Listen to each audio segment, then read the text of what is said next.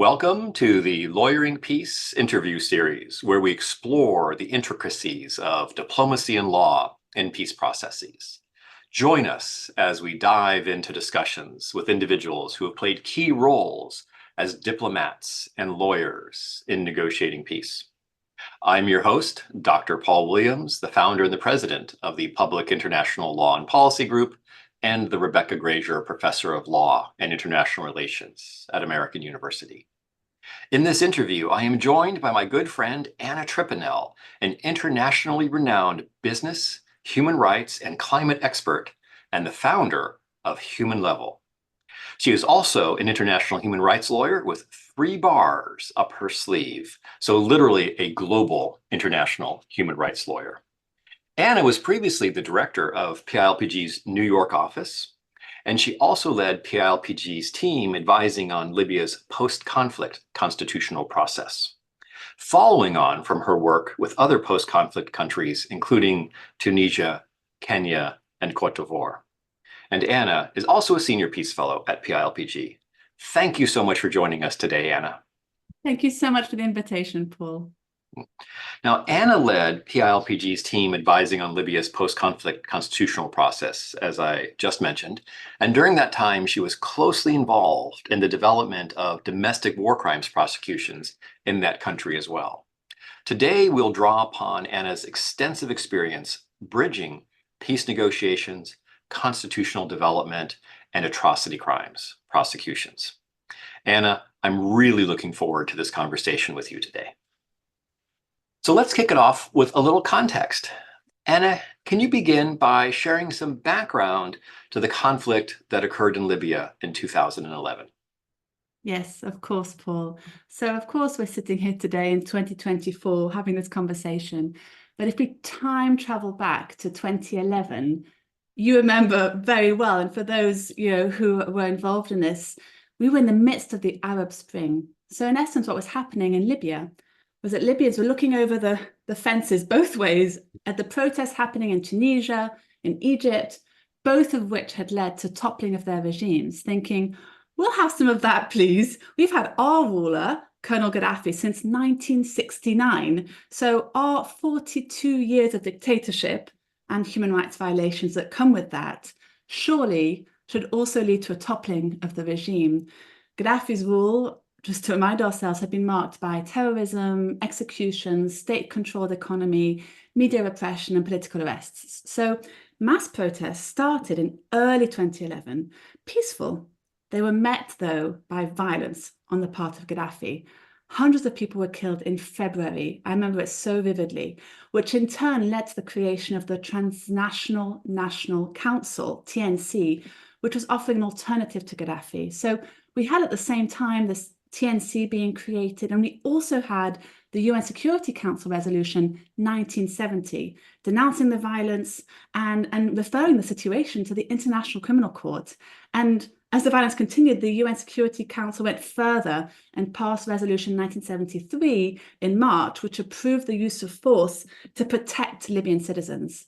So at PILPG, we were really privileged. We were playing a significant role in the other countries as part of the Arab Spring to really equip pro-democracy leaders and movements with what they needed to really help them further this movement. So naturally, we became advisors to the TNC, and as soon as they were created, providing guidance on how they could get recognized and how to engage with the ICC, and things led from there, Paul. Well, Anna, you and I arrived in Libya in February of 2012, shortly after Gaddafi was killed in late 2011. Can you share with us your impressions of the country at that time, immediately post-conflict, and in particular, the level of enthusiasm and capacity for the issues that the Libyans were facing at the time? A new constitution, rule of law, transitional justice. What was it like getting off that plane at that time? It was truly unbelievable. I just have the goosebumps just remembering what it was like. I'll never forget it. If you recall, Paul, we got a special visa to go out on the ground, courtesy of our work with the Libyan ambassador to the US, Ambassador Al-Jali. So when I arrived in Tripoli, I was the only international woman in the plane. one militia group came to meet me at the gates, not the gates, like when you get off the steps of the plane, very confused about what I was doing there, picked me up, took me to another checkpoint in Tripoli. Another militia group took me over. They handed me over to the third militia group near the hotel. Militia groups were running the city and had divided it up when we arrived in post-Gaddafi Tripoli. It was incredible. The enthusiasm and the excitement, though, that we felt everywhere when we were walking around was huge. Our first visit to the Green Square, that had just been renamed the Martyrs Square, was surreal. People were driving around, shooting gunshots up in the air. I had that expression in my mind, what goes up must come down. So it was a bit scary. Shooting up in the air, shouting at each other with excitement in Arabic. It was just this contagious feeling of euphoria, this new beginning, this better future, this human rights movement that we're all part of. And everyone we met and worked with wanted, all of them, to pull up their sleeves. What is more important than being part of creating a new Libya? So yes, the excitement and the willingness was there. No, and I remember that time together in the Martyr Square with that enthusiasm and that energy. And how was that matched with the challenges that Libya was facing? There's so many issues that they had to address. How did they match that enthusiasm with the capacity to address these challenges? So many challenges to tackle. This was not like starting from scratch, from zero, and we build from there. This was like starting at minus 100, minus 1,000. I mean, so much of a history and a context that we were building on, and that they were faced. So, very low knowledge of what human rights meant. In fact, we very quickly discovered, if you remember, Paul, in our consultations and dialogues, that it was a case of, well, we agree with our human rights being respected, but we don't agree with anyone else that we don't agree with having their human rights respected, which is, of course, very common after a civil war. It was a context of no civil society organizations. They hadn't been allowed to exist. They hadn't been able to thrive. Of course, no free and fair elections, very, very low trust amongst the Libyans emerging from this civil war. The country was drowning in weapons, very high grief and trauma. The stories that we heard of suffering and killings were horrific, and I'll never forget them, the ones that people were sharing with us. It was just so recent, and a lot of people had people who had been killed either during the protests or at the hands of Gaddafi and his forces before. Intense competition between the regions, between tribal chiefs, and, well, no governing document, no constitution, nothing that could really help us create the foundation for the rule of law to build on. So, Anna, let's pick up on that. No constitution, because I do recall that was very surprising. It was literally, when we've worked in other post-conflict environments, we help the new governments dismantle the former regime and the former structures. And here it instantaneously dissolved when Gaddafi died. There wasn't, beyond the secret police and the detention facilities, there wasn't a rule of law infrastructure. There wasn't a constitutional infrastructure that needed to be changed. It had to be built from scratch. Talk to us about some of the puzzles that you and the team faced during this time of constitutional development, and how did you address them? Yeah, that was absolutely right, Paul. We had to work on both aspects in parallel. So the themes, the topics themselves that are in a constitution, but of course the process of how you land on those topics was, in fact, even more important in light of all of that history baggage that I just described. So the topics, well, it's no surprise that the biggest one was state structure. How do we divide power amongst these different groups? So you talked about, the past here. Libya's 1951 constitution, so before Gaddafi was in rule. That one was adopted under the auspices of the UN. It created a federalist state structure. It had things in place, right? But then in 1963, federalism was thrown out the window and Libya moved to a centralized state, which of course got significantly worse in 1969 when Gaddafi took power. And that resulted in basically we throw out the constitution and Gaddafi took all the power. That was a constitutional proclamation. So in our work, we delved into, okay, well, let's rebuild this. What would this look like? Do we go back to federalism as it was before? Do we go to unitary state the way it is now? But of course, in a way that you can decentralize power. What does it look like? The people we were chatting with, and of course, our clients and those that we were really engaging with, it really was a sense of, oh my gosh, the more decentralized the power, the better. There was such a high distrust of the unitary state, given, of course, what they had been living in the past. No one wanted to give actually any power to the state. So every region wanted this asymmetrical allocation of power, with all of the power going to them. But they didn't want any other of the regions to have that power. So we were really grappling with, how do we build loyalty to a national identity while recognizing the regional differences and providing a foundation for that cooperation that needs to happen between the ethnic groups? That was the biggest discussion. Of course, there are so many others, and the balance of power. What does a judiciary look like that is independent while being accountable? People were really scratching their heads on that one because they hadn't had any experience with an independent and accountable judiciary. Of course, human rights. What do human rights look like? What do elections look like? There, as you say, it really was starting from scratch, but with this legacy of distrust, which meant that the process was so important. We spent a lot of time working through, what would it look like to have a constituent assembly? Who would be on that assembly? That was hard because no one wanted someone to represent them. They all wanted to be there. So then we have, okay, well, there's also public participation, which means that, you're not on the assembly, but you are involved and you're included, etc.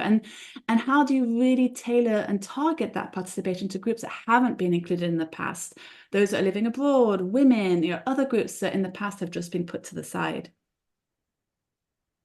So, Anna, let me pick up on the women's empowerment. And I recall at the time that you and I were on the ground there, and that you were a rock star. Your legal talent, and among the lawyers, all of whom were highly talented oil and gas lawyers, you had the constitutional expertise, the transitional justice, the human rights expertise, and I remember many of our lawyer colleagues being in awe of you, and in particular the women's cohort. And I want to talk about the women's cohort for the constitutional work because you led our initiative with the women's cohort, and you were literally a rock star, given that you were a highly empowered, capable woman who could zig and zag through these issues and build relationships and help them figure out, how to address constitutional development.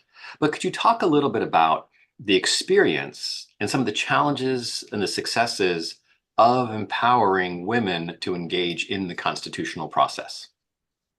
Thank you, Paul. Well, first, that's so kind of you to say.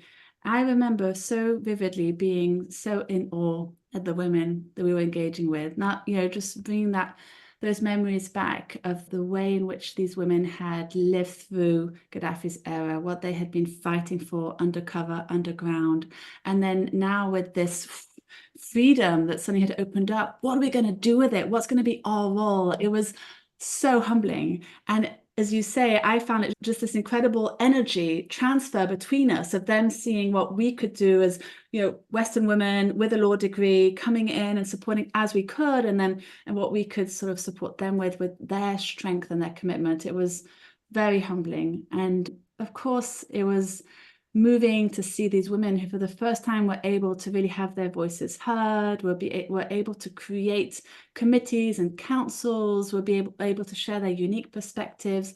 We know a number of women who became advisors to the TNC and were providing input at the outset of that process. It was truly an uplifting experience to see that. But of course, at the same time, we faced challenges. And the person that comes to mind in my head that I can visualize is Salwa Bogegas, who many, may know, who've worked in Libya, of course, but she was an incredible advocate for women's rights. She was strong, she was determined, she was committed. She came to, a number of our dialogues, and she was murdered in 2014, hours after she had cast her vote in the parliamentary election, which was so tragic and shows just the very real risks faced by women for speaking up for their rights. I also have in my mind Wafa Bagay. So you'll remember, Paul, Wafa co-founded the commission to support women in their participation as part of the constitution drafting. And she's gone on to accomplish significant things, including now as ambassador of Libya. So, Anna, let me pick up on that a little bit. You talked about the challenges and the stressful environment facing the people of Libya as they tried to make this transition from Gaddafi's regime to a democratic, inclusive country. Can you share with us the negotiation environment in the post-conflict state of Libya? What was it like at the time? In particular, I want to touch back a little bit on some of the things you said earlier about the sense of the regional or, quite frankly, city-state rivalries that would come to determine the short-term political destiny of Libya. Yeah, absolutely. We always knew it would be a long process of stabilizing and democratizing the state. But we saw the discussions become more and more tense as every month went by. We could feel the mood shifting. And I know we often talked about this, Paul.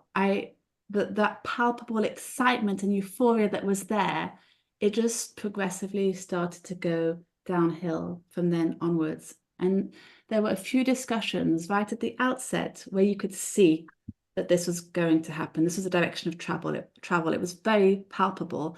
One dialogue, I remember, we were brought into a room with tribal chiefs from around the country, hosted by the Prime Minister. We had been asked to speak about transitional justice and national reconciliation and what it could look like. The tension between the various chiefs was exceedingly high. There was a lot of shouting going on, a lot of explicit finger pointing, and there was no sense of we're in this together. How do we do this? No sense of unity. So, Anna, in that environment, a tense environment of the competition between the city-states, the tribes, the dismantled, instantaneously dismantled system. You're a lawyer. You're lawyering peace. You need to build client relationships. You have all this knowledge, this expertise, but your clients, you need someone to listen to you. Can you walk us through your approach to building client relationships from scratch early on in this type of post-conflict environment? And how did you approach the task? Yeah, that's such a good question, Paul.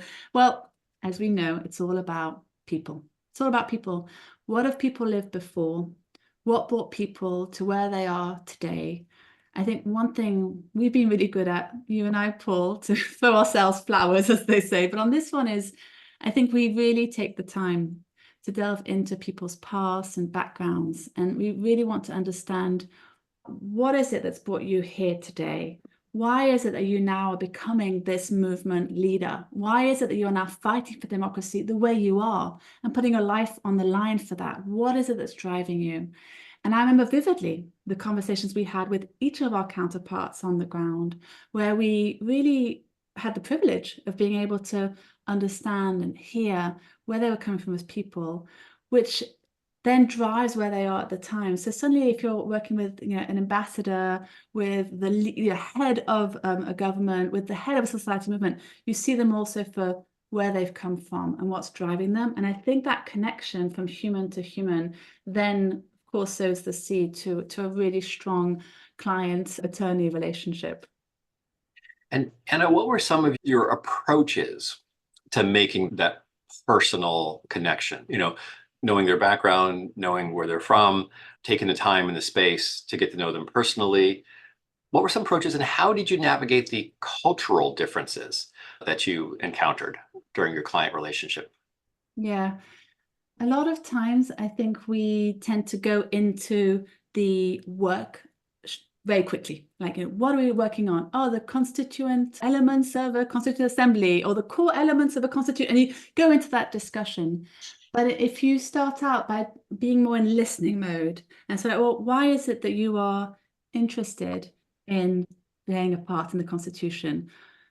I'm interested because when I was 6, I was in my bedroom and I heard these bombs going off, and I knew that people were being bombed because they had not agreed with Gaddafi. And I got up on the rooftop, and all these other people in Tripoli were also on their rooftops. They were like, "No, we won't make this happen. We've got to fight against this." And that was the day I knew, oh, we're going to topple Gaddafi. But it didn't happen that year. It didn't happen. I was 6, and I'm now 34. Right? This was a woman telling me this story. I'm now 34. Since I've been 6, I've made it my mission to try and topple Gaddafi and play a role in that. And you're like, wow, That's the story. So it's opening up the space for it and wanting to really hear. And I think there is something people can tell if you genuinely want to hear the story, or if you're asking because you kind of want to now get, onto the work. But this is more important than the work. This is what we remember, is these human connections that then can strengthen the work that we have. I'd say it's about being really open to listening, taking the time, providing the space, also being vulnerable yourself. Of course, we're asking people about their lives, what they've lived. Of course, we can never compare with things we've lived. We have never lived that. But there are things that we can share that we've seen in other post-conflict settings. We can share stories of hope. We can share how others have navigated similar challenges. And that also provides some hope and comfort and some vulnerability that is in the room. So I think that would be what I would say to that. Building genuine friendships with your clients. They're not just client relationships, they're friendships. And I know from our conversations over the last couple of decades that you've maintained these friendships with your clients in Kenya, the Ivory Coast, Tunisia, and Libya. Well, let's shift gears a little bit, Anna, to another area that you were heavily involved in, which was helping the Libyans think through how to design a domestic process for atrocity crime prosecutions, and how that related to the jurisdiction of the International Criminal Court. One of the themes of our Lawyering Peace podcast is not only negotiating peace, but also negotiating justice. And in the middle of the hot armed conflict, the International Criminal Court indicted Gaddafi, his son, and the Minister of Interior, which played a role in chilling the ability of NATO to negotiate with Gaddafi once he was indicted. But it also played a role in the post-conflict development of Libya. And so if you could walk us through a little bit the perspective of the Libyans vis-a-vis the International Criminal Court and your efforts to help them create a domestic process for prosecuting atrocity crimes. Yeah, this was a huge point of contention. The Libyans did not understand at all why they would accept for an international court somewhere else to decide on Saif al-Islam Gaddafi's fate. They wanted him to be found guilty, and they wanted him to be found guilty in Libya. They were very worried that the ICC would be too lenient and that these, defenders' rights would suddenly just mean, well, he's off the hook. We had so many discussions about the ICC with the decision makers in Tripoli at the time, why it was important to cooperate with the ICC, what it would take for Libya to be able to argue for national prosecutions under the famous principle of complementarity. And yeah, we were discussing that. And then, of course, any progress made on those fronts was completely cancelled out when, if you recall, the Zintan militia detained ICC lawyer Melinda Taylor and her translator in Zintan. She'd been visiting Saif al-Islam at the time. That was when everyone realized, oh, okay, the conversation that has been happening here between ICC and national authorities really doesn't matter that much, because it's the militia groups that have the power. And with the militia groups and the power that they had retained or accumulated in the conflict and post-conflict environment, how did that impact national reconciliation? You and I had seen that, Gaddafi ruled with an iron fist, basically kept the regional city-state rivalries at bay. After the end of the conflict, there was space for those rivalries to reemerge. But at the same time, there was efforts at national reconciliation. How did they play out? How did we end up from the euphoria, the enthusiasm of 2011 to the situation that we now have in 2024? And tough question, what might be needed for Libya to actually achieve a lasting and a durable peace as we move out of 2024? Yeah.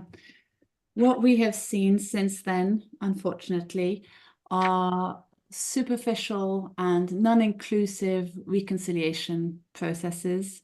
We've seen that those in power have been unable and unwilling to cede any tiny bit of power to other people and groups that they don't necessarily agree with. This concept of sort of politics being sharing of power and finding a way to navigate different interests just has been completely absent. So yes, as you say, Paul, we need a meaningful national reconciliation process. It really is the only way. The wounds run so deep, and there's a huge amount of historical division to overcome, lots of trust to be built.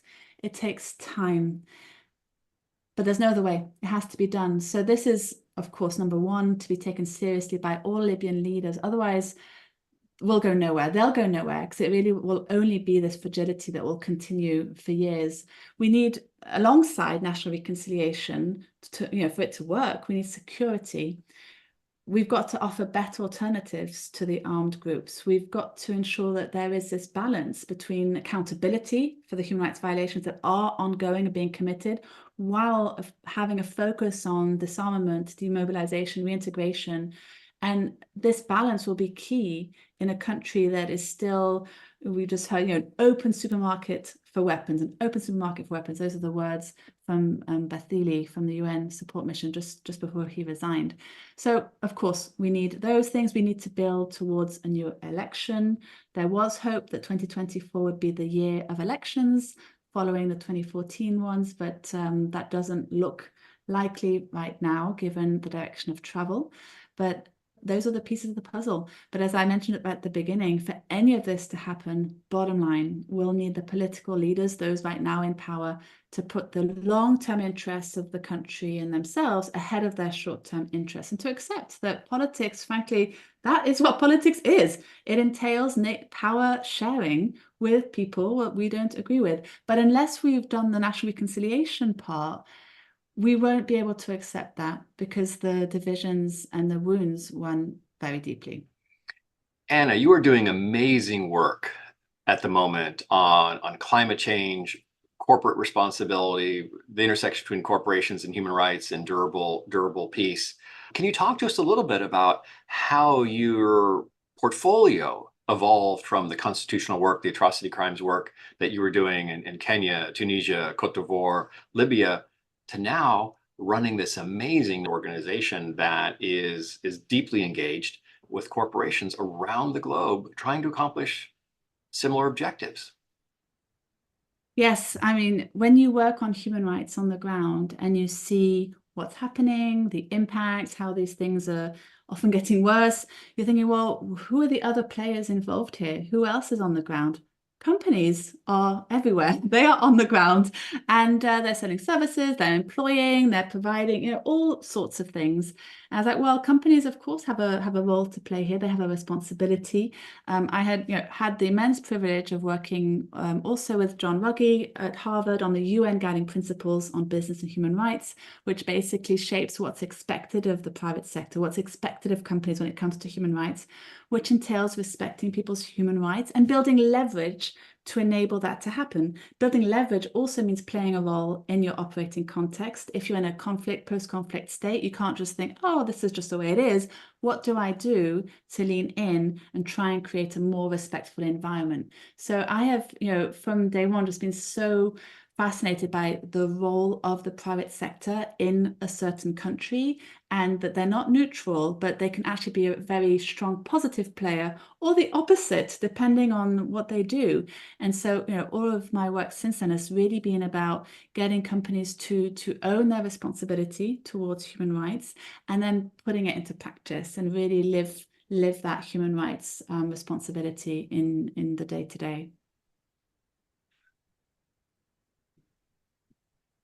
Well, Anna, you've been very generous with your time. I want to wrap up with one last question. And a number of our listeners are in the early stages of their careers in peace building, in negotiating justice, and trying to get their head around how do they make a difference in the future? How do they help to build a durable peace around the globe?